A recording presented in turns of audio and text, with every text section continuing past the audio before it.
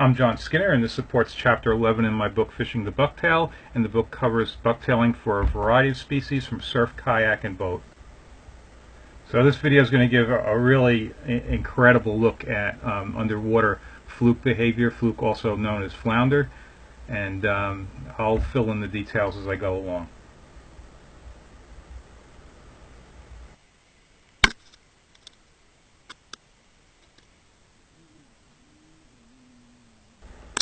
Alright, so I've got a very slow drift here, and I'm dragging bait strips, and it's not on a bare hook, it's actually on, it's called a fluke candy teaser. Came from Jigging World in northern New Jersey, and you don't just put the camera down and get great video. I went through trying a couple of things and getting these fish to hit, and that particular teaser's worked very well. Sometimes I tipped the teaser with a strip of fluke, cut from a legal fluke, and other times a strip of sea robin. I've used bluefish, a variety of things.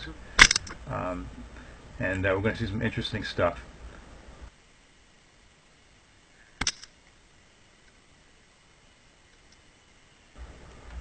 So if you've ever dead sticked for fluke, that is, you put a rod in a rod holder and you're drifting along, and the rod's sitting there, you don't think you have a fish, and then you pick it up and lo and behold there's weight on the other end, there's a fish. It's exactly what's going on here, and I've got now hours of this kind of video, and I've seen this over and over. And what they do is they grab the bait and they then swim forward with it, and I can tell you up in the boat, I don't know that I have a fish on. Now the camera rig is not, it's definitely going to dampen some of the activity on the other end because I'm really rigged up to try to have stability of the camera. But yeah, this fish is going to go along with the rig and really not give an indication at the surface that there's a fish on. It says a lot for holding on to the rod to feel what's down there. Okay, this video is shot with a Waterwolf camera. One of the stores that carries it both online and in the store is J&H Tackle, Oakdale, Long Island. Numerous times throughout this video, you're going to see me, that looks good, you're going to see me lose fish that it looks like I should have hooked. The hook on these teasers is razor sharp. It's really an excellent teaser, that's why I use them. But again, the way the camera rig is set up, it's definitely much less than optimal for hooking the fish. And also on the surface, even when I feel something, like at this point I feel something and I'm starting to reel this fish in and I lose him, but I'm not setting the hook because I'm trying to minimize the camera shake. So you're going to see me drop a lot of fish here that normally you would get. But also you're going to see that these fish hold on to it for a while, and if you don't set the hook, even with a razor sharp hook, you're not going to hook them. So there's definitely something to be learned there.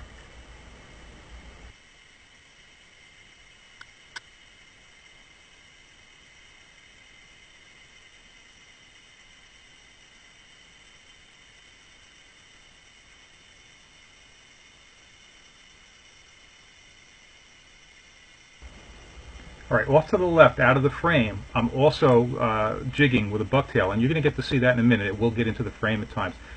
Many times on this video, and like I said, I've watched hours of this now, many times, the fish pass on the real meat, they pass on the bait strip, they go for the bucktail, and that's what you just saw there. When those three fish all bolted in the same direction, without a doubt, they're going after the bucktail rig, because I know that's where the bucktail rig is. There's a hit to the camera, actually, hit the camera. And this is one of the fish that didn't get the bucktail probably, and it came back over to the bait.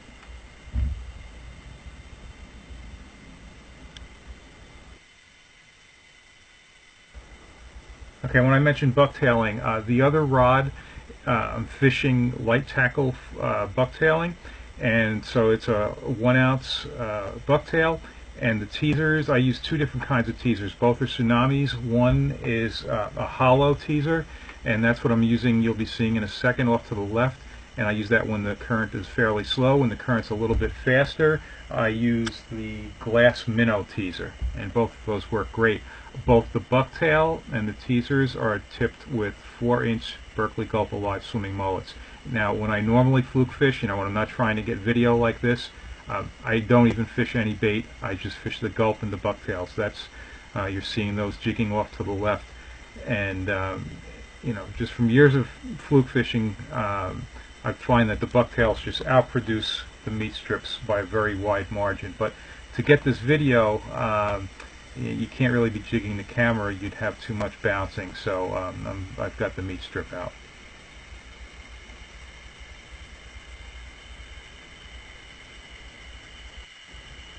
And on my channel I have numerous videos showing light tackle fluke bucktailing, both the technique and the rigging. This is a real treat. Look above the bait and slightly to the right, and here he comes. That's cool. Alright, so this squid is grabbed onto that, and he's going to hang on for a couple of minutes. And then after a couple of minutes, now he's turned real dark. He's gotten nervous, so he's changed color, and now he's letting go. And why is he doing that? And well, it's for a good reason, because he's now been dragged into an area where there's several fluke, and here comes one smoking over towards the bucktail. He's got the lower bucktail, and here comes another fish up. He kind of looks at the strip. No, both fish are now chasing the bucktail, and one of them's finally going to get caught on that. Alright, so that leaves a fish that didn't get the bucktail, and during this trip, most of the time when I caught a fish on the bait strip, it was at a time when the bucktail rod was out of the water. I might have been unhooking a fish or whatever I was doing, but the bucktail wasn't down, and when it was just the bait strip down, that's when it tended to catch fish. Of course, one of the most important aspects of catching fish is to find them, and in this case, this is Long Island Sound. Usually the fish are on sand eels. The sand eels aren't in yet. The fluke are not in their traditional places. If you've seen my underwater videos before, normally it's over a clean sand bottom. In this case, I've had to go in on structure. I've had to get into places where I know there's other things they're feeding on, little shrimp, little crabs. Of course, the squid are in there. Well, I have found the fish. There's 5 fish in that frame. So this is pretty exciting for me to see, all this life that's down there.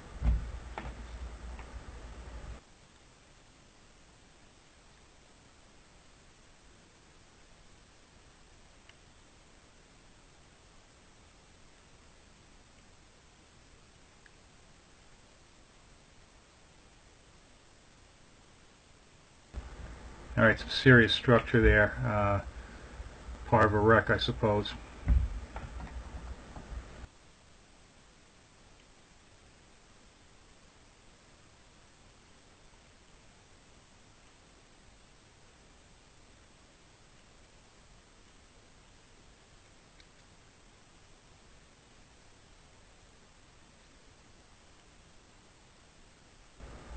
Alright, you can tell I just dropped the bucktail to the left out of the frame because all those fish just bolted over there.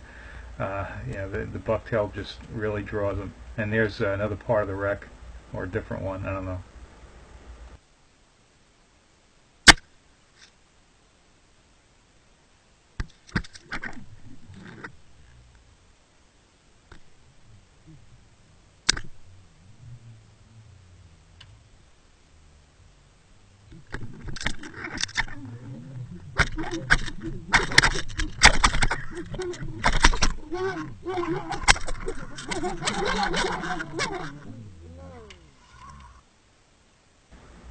So I've fluke fished a lot of years, and I've never used stinger hooks, or I've used them, but I've tried them, but I don't like using them. And the reason is I've never felt that they increase my catch. And a stinger hook is a second hook that you would run towards the end of a long bait. And in this case, I'm running pretty large strips. They're probably, I don't know, 7, sometimes 8 inches long. And the thought of the stinger hook is if the fish hits just the tail end, you'll still hook them. I never felt that that was true, and now after watching a few hours of this kind of video, it really kind of reinforces my thoughts that it's not going to increase my catch. As I watch these hits, these fluke hits are absolutely violent. They take the whole bait, the large bait, boom, one shot, very fast. And we see numerous times where the fish will come up close to the bait, look at it very closely, but I've not yet seen an instance where they then just grab onto the tail at that point. If they're going to hit it, most of the time they sort of drop down below it and then come up and hit in one shot, something like this. And actually what you just saw there was the fish that got released from the surface, but they come up and boom, one shot, it's gone. A stinger hook isn't going to do anything except maybe interfere with the nice action. And here we go again with the fish right up to the camera, following along with the rig.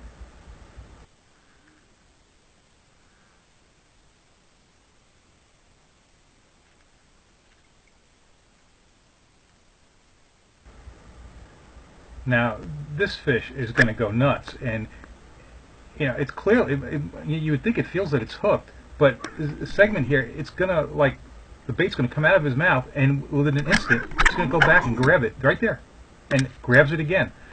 Just amazing that they don't spook off. You would think you lose the fish, it's not going to come right back. Boy, as soon as that thing came out of its mouth, it was right back on it. It's pretty remarkable.